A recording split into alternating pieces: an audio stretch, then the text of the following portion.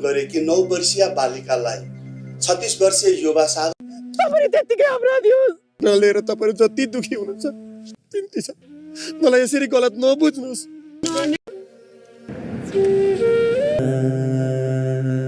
नमस्कार साथीहरू, तपाईलाई स्वागत छ हाम्रो च्यानलमा। के हुन्छ जब एउटा देउता जस्तो मान्छेलाई यो समाजले बलात्कारी र हत्याराको ट्याग लगाइदिन्छ। आजको कथा एउटा अबोध बालिका सावित्री र उसलाई बचाउन खोज्दा आफै अपराधीको कठघरामा उभिन पुगेका सागरको हो। के सागरले सावित्रीलाई न्याय दिलाउन सक्लान् कि पापीहरूको षड्यन्त्रले एउटा इमानदार मान्छेको जिन्दगी बर्बाद हुनेछ? आउनुहोस् मुटु काप्ने यो कहानी सुरु गरौँ। कथा सुरु हुन्छ एउटी सानी नानी सावित्रीबाट।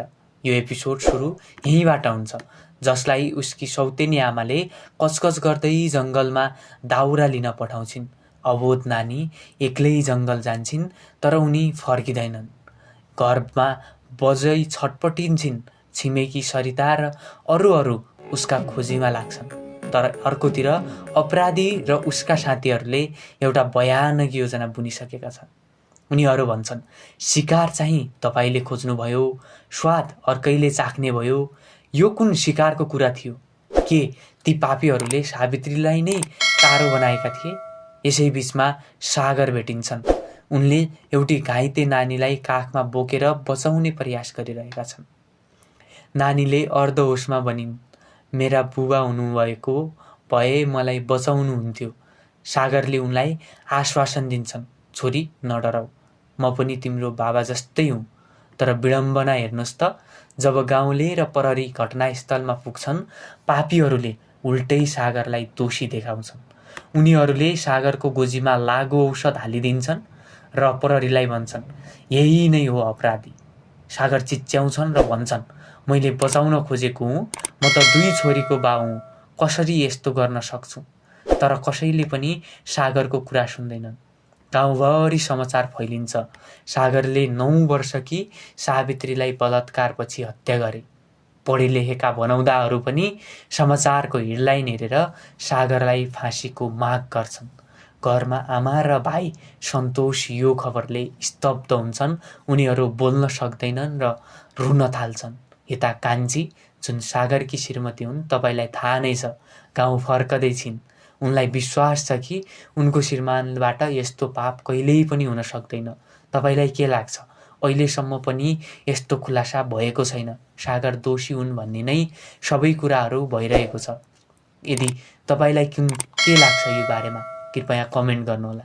जब उनले प्रहरी चौकीमा फोन गर्छिन् र प्रहरीले तपाईको श्रीमानले बलात्कार र हत्या गरेको अभियोगमा थुनिएको छ भन्छन्, तब कान्छीको खुट्टा मुनिको जमिन भाँसिन्छ।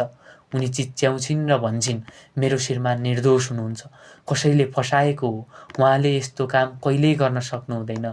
लागु औषध त के, यो सुपारीसम्म खानुहुन्न मेरो बुढाले भनेर चिच्याउँछिन्, तर कसैले पनि सुन्दैनन्। अहिलेसम्म पनि सागर प्रहरीको हिरासतमै छन्। सावित्रीले संसार छाडिसकिन्। गाउँलेहरू सागरको मुखमा थुक्न तयार भएका छन्। उनीहरू तयार भएरै बसेका छन्। कहिले सागर निस्किन्छन् भने उनीहरू उसको मुखमा थुक्ने एउटा सङ्कल्प लिएर बसेका छन्। सागर नै यसको दोषी हो र उसको मृत्युको, उसको सबै कुराको दोष सागरले नै लिनुपर्छ भनेर सबै गाउँलेहरू लागि परेका छन्। तर के अपराधीहरू सधैँ उम्किने छन्? कान्छी र श्याम दाइले यो षड्यन्त्रको पर्दाफास गर्न अब सक्लान् त? अझै पनि उनीहरू घटनाको नजिक पुगिसकेका छैनन्। यो लडाईँ अब सत्य र असत्यको बीचमा छ। तपाईलाई के लाग्छ? के साथीहरू सागर दोषी हुन् वा ती 4 जना गुण्डाहरूले नै सावित्रीको यो हालत बनाएका हुन्? आफ्नो विचार कमेन्ट गर्नुहोला।